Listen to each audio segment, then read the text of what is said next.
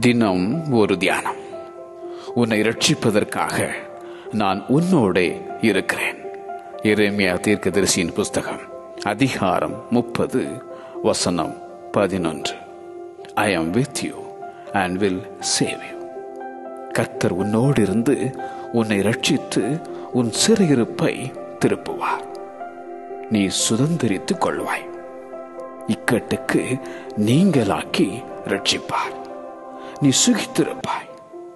உன்னை பட்சிக்கிறவர்கள் யாவரும் பட்சிக்கப்படுவார்கள். உன் சத்துருக்கள் எல்லாரும் சிறைப்பட்டு போவார்கள். உன்னை சூறையாடுகிறவர்கள் சூறையாடப்படுவார்கள். நீ சுகமாயிருப்பாய். நான் உனக்கு ஆரோக்கியம் வரப்பண்ணி உன் காயங்களை ஆற்றுவேன் என உரைக்கும் கர்த்தர்.